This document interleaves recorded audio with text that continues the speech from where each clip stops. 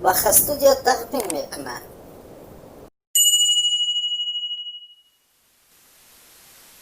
با اقدام و تشبوس سرداری ریاست وزارت کارهای داخلی جمهوری تاجیکستان در ولایت ختلان گنرال لیتنانت میلیتسیا اسکندر سالیزاده بیش از 200 نفر جوانان وطندوست گروه اوانگارد با کمک و دستگیری ضرردیدگان آفت طبیعی دهه نعمت الله اسدالله به موضع چهارباغ جماعت دیهاتی به نام صدرالدین عینی ناحیه خراسان آمدند. آنها با استفاده از آلاتهای کاری دستی که خودی ریاست وزارت کارهای داخلی جمهوری تاجیکستان در ولایت ختلان جوانان را تامین کرده بودند. از صبح تا شام در بنیادکاری شرکت فعالانه گرفته زیاد از 150 آلات کاری را نیز به ضرردیدگان آفت طبیعی تقدیم داشتند. امروز در اساس سیاست پیشگرفته اساسگزار صلح و وحدت ملی پیشوای ملت پرزیدنت جمهوری تاجیکستان جناب عالی محترم امامعلی رحمان با تشبوس راهبریت وزارت کارهای داخلی جمهوری تاجیکستان و ریاست وزارت کارهای داخلی در ولایت ختلان از حساب گروه فعال جوانان اوانگارد با شماره 200 نفر قوه کاری برای به انجام رساندن ساختمان بیناهای شهروندان ناحیه خراسان دهه نعمت الله اسدالله که روز 14 می سال 2020 بر اثر آفت طبیعی ضرر دیده بودند و برای آبادانی سفربر کرده شدند. قوه‌های کاری با تمام لوازمات‌های ساختمانی تامین کرده شده است و اطمینان کامل داریم که در یک دوره مدت کوتاه‌ترین همه خانه‌ها ساخته و استفاده داده می‌شوند. مقامات کارهای داخلی جمهوری تاجیکستان سیاست پیشوای ملت را همه‌جانبه دستگیری نموده در همه حالت‌ها برای مردم خدمت می‌نمایند. بنیاد خانه‌های استقامتی برای مردم از آفت طبیعی آسیب دیده ناحیه خراسان در موضع چهارباغ وسعتی تازه پیدا کرده است. علاقه دیوارهای قسمتی زیادی بیناها ساخته شده. خانه رقم 16 که به سراج‌الدین باباخانوف تعلق دارد اولین شده شیفرپوش گردیده است. صاحب خانه دیگر باشد در چنین شرایط اقدام نشان داده در یک قطعه زمین زراعت گوناگون کش کرده است که نشونمای معتدل دارد. فردا این اقدام پیروان زیاد پیدا خواهد کرد. کمک و دستگیری جوانان وطن پرور و انسان دوستی گروه اوانگارد بار اول نبوده چنین اقدام های جوان مردانه من بعد نیز ادامه می‌یابد.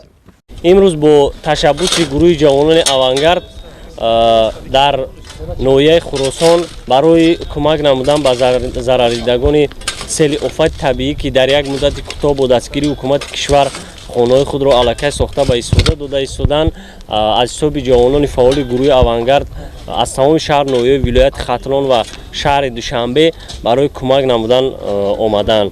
جوانان گروه اوانگارد با یک حس بلندی وطن دوستی مسئولیت شناسی امروز میخواهند که با راه هم باشد با چی طرزی که باشد در ساختمان بیناها در کمک نمودن به ساکنان این دهه نوبنیاد کمک رسانند.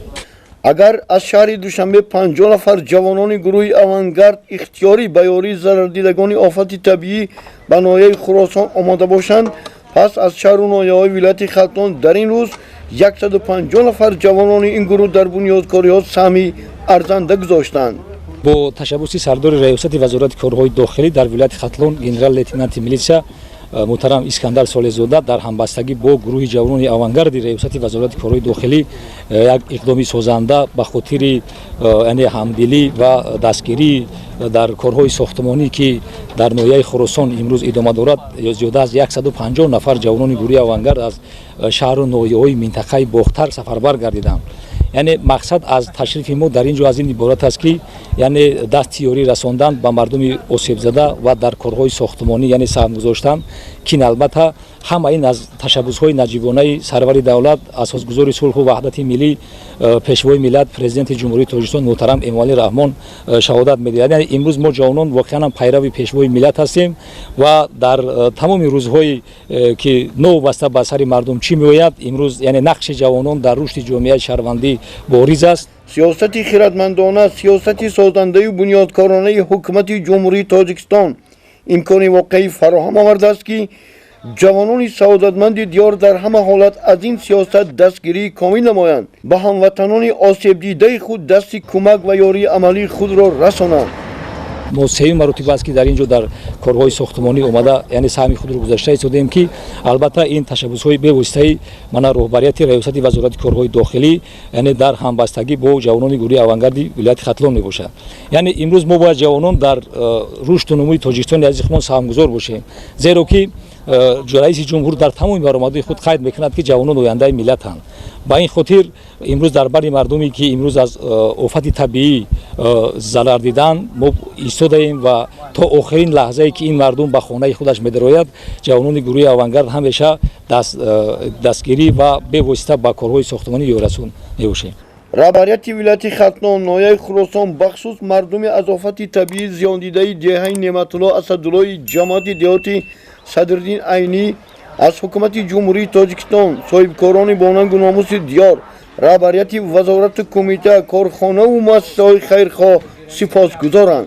мақомоти иҷроии ҳокимияти давлатии ноҳияи Хӯросон аз кӯмакҳои пайвастаи ҳукумати ҷумҳурии Тоҷикистон бевосита ки ҳаррӯза эҳсос карда мешавад миннатдории худро изҳор менамояд, чуноне ки даистодаи имрӯз вазорати корҳои дохилӣ, раёсати корҳои дохилии вилояти Хатлон як дастовез бо гурӯҳи авангард дар ин ҷо ҳозир шуданд ва ба шаҳрвандони аз офати табиӣ зарардидаи деҳаи Неъматуллои Асадулло кӯмакҳои худро расонида истоданд ки ин як дастгирӣ ба мардуми офатзадаи ноҳияи Хӯросон мебошад. Ва мо мақомоти иҷроии ҳокимияти давлатии ноҳияи Хӯросон аз вазорати корҳои дохилии ҷумҳурии Тоҷикистон, аз раёсати корҳои дохилии вилояти Хатлон ва ҷавонони фаъол ки имрӯз бо ҳисси ватандӯстӣ, бо ҳисси дилсӯзӣ ба ин ҷо омаданд ки ба ҷабрдидагон, зарардидагон кӯмак расонанд, миннатдории худро баён менамоем. дар ин рӯз аз ҷониби раёсати вазорати корҳои дохилаи ҷумҳурии Тоҷикистон дар вилояти Хатлон ва корхонаи воҳиди давлатии Тоҷик Агро Лизинг барои 700-800 нафар бунёдкорону ҳашарчиён хӯроки нисфирӯзӣ ва шом тайёр карданд. духтурон пайваста аз ҳолу аҳволи зарардидагони офати табиӣ хабардор буда шабонарӯзӣ дар хидмати онҳо қарор доранд. дар рӯзҳои тантанаи ҷашни 29-солагии истиқлолияти давлатии ҷумҳурии Тоҷикистон дар мавзеи Чорбоғ бунёди хонаҳои истиқоматӣ барои 68 оила анҷом ёфта, бо ҳама шароити арзанда мавриди баҳрабардорӣ қарор дода мешавад. Шералӣ Саид, Олим Шамсов, Зубайдулло Қодиров, Намозали Эргашев, ноҳияи Хӯросон, Ахбор.